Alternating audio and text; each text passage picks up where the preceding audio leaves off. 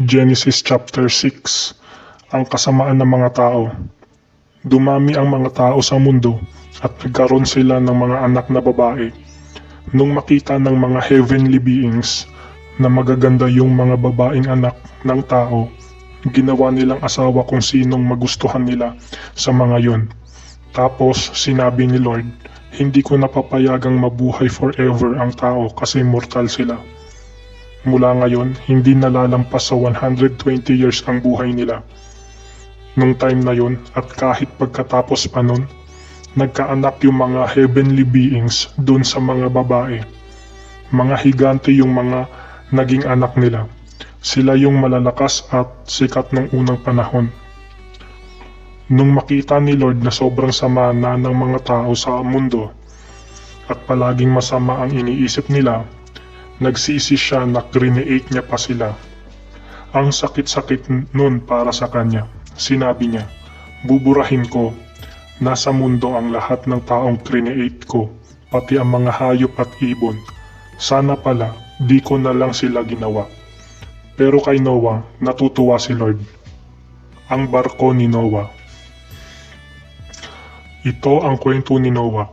Ginagawa niya parati ang tama at siya lang ang nag-iisang taong sumusunod sa Diyos nung panahon niya. Namuhay siyang kasama ang Diyos. May 3 siyang anak, sina Shem, Ham at Japet. Except kay Noah, napakasama ng mga tao sa paningin ng Diyos. Puro karahasan ang nangyayari sa mundo. Nakita ng Diyos na sobrang sama na nga ng mga tao. Masasama ang lahat ng ginagawa nila. Sinabi ng Diyos kay Noah, tatapusin ko na ang buhay ng lahat ng tao kasi dahil sa kanila napuno ng karahasan ang mundo. Ngayon, wawasakin ko sila kasama ng mundo. Gumawa ka ng barko gamit ang magandang klase ng kahoy at lagyan mo yun ng mga kulungan ng hayop. Pahiran mo ng alkitran yung loob at labas ng barko para di pasukan ng tubig. Ganito ang sukat. 450 feet ang haba, 75 feet ang lapad, at 45 feet ang taas. Gawan mo ng bubong at mag-iwan ka ng space na 18 inches sa pagitan ng bubong at ng mga gilid ng barko. Gawin mong 3 floor yung barko, tapos lagyan mo ng pinto sa gilid. Magpapadala ako ng baha sa mundo para mamatay lahat ng may buhay sa lupa. Mamamatay ang lahat ng nasa mundo. Pero gagawa ako ng kasunduan natin. Pumasok kayo sa barko. Ikaw, ang asawa mo, ang mga anak mo at ang mga asawa nila.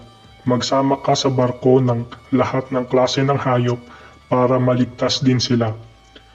Tig-2 bawat hayop. 1 lalaki at 1 babae. Magsakay ka ng tag-iisang pares ng lahat ng klase ng ibon, hayop at mga gumagapang sa lupa para di sila mamatay.